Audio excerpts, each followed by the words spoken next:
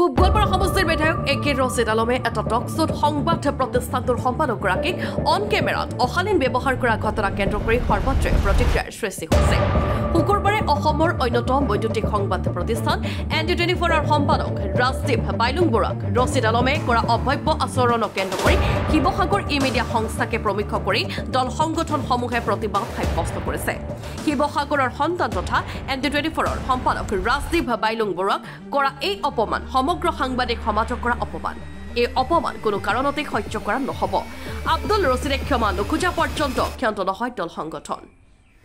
আব্দুল ৰছিদৰ লগতে APCCৰ সভাপতিকো ক্ষুধাৰ সমালোচনা প্ৰতিবাদী দল সংগঠন। ঘটনা হৈ যোৱা 18 ঘণ্টা অতিক্ৰম কৰাৰ পিছতো কংগ্ৰেছ দলে কোনো প্ৰতিক্ৰিয়া প্ৰকাশ নকৰাটো দলটোৰ বিৰুদ্ধে সৰব হৈ পৰিছে দল সংগঠন। কালি টক শ্ব'ত ৰাজদীপ বাইলুং বৰুৱাক এটা তুচ্ছ বাক্য প্ৰয়োগ কৰিছে এজন বিধায়কে, কংগ্ৰেছ দলৰ এটা বিধায়কে। আমি সদৌ টাইম ছাত্ৰ সন্থাই ধিক্কাৰ জনাইছো, সকীয়াই দিব বিচাৰিছো সেই বিধায়কজনক।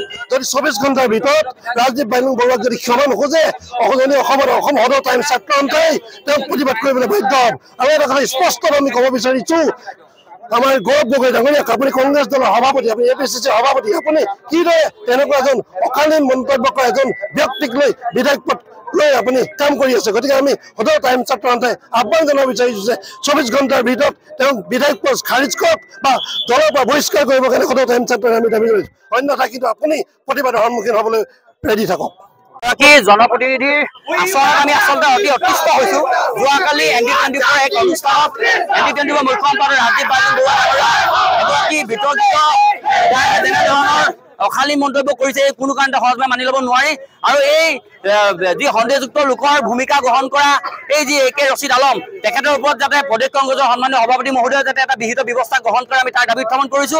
অন্যথা ইয়াৰ পৰৱৰ্তী সময়ত টাইম ছাত্ৰ সন্থাৰ উজনি অসমত একে ৰছিদ আলমৰ দৰে এই বিতৰ্কিত লোকসকল আমি প্ৰৱেশ নিষিদ্ধ কৰিম, এইটো কথা স্পষ্ট ভাষাৰে জনাই দিছো। আৰু সন্মানীয় বিধানসভাৰ অধ্যক্ষক আমি অনুৰোধ জনাইছো, অনতিপলমে সাংবাদিকক সন্মান কৰিব নজনা আৰু নিজৰ অশালীন মন্তব্যৰ জৰিয়তে নিজৰ আচৰণ প্ৰকাশ কৰা এইগৰাকী বিধায়কক অনাগত খুব তৎকালীনভাৱে যাতে তেখেতে বিধায়ক পদ যাতে খাৰিজ কৰে, আমি তাৰ দাবী উত্থাপন কৰিছো। অন্যথা কিন্তু টাইম ছাত্ৰ সন্থাই উজনি অসমত ইয়াৰ বিৰুদ্ধে তীব্ৰ প্ৰতিবাদী কাৰ্যসূচী আমি হাতত তুলিবলৈ বাধ্য হ'ম। আৰু ইয়াৰ সমান্তৰালকৈ যদি গৌৰৱ গগৈ ডাঙৰীয়া ইয়াৰ বিৰুদ্ধে যদি তেওঁ নিজৰ স্থিতি যাতে স্পষ্ট যদি নকৰে, নিশ্চয়কৈ অনাগত 26ৰ নিৰ্বাচনৰ আগত টাইম ছাত্ৰ সন্থাকে আদি কৰি ইয়াৰ ৰাইজে ইয়াৰ কিন্তু বিপৰীত স্থিতি যে গ্ৰহণ কৰিব, এইটো প্ৰায় নিশ্চিত। শিৱসাগৰৰ পৰা মণি গগৈ ৰিপৰ্ট, ND24 আছাম।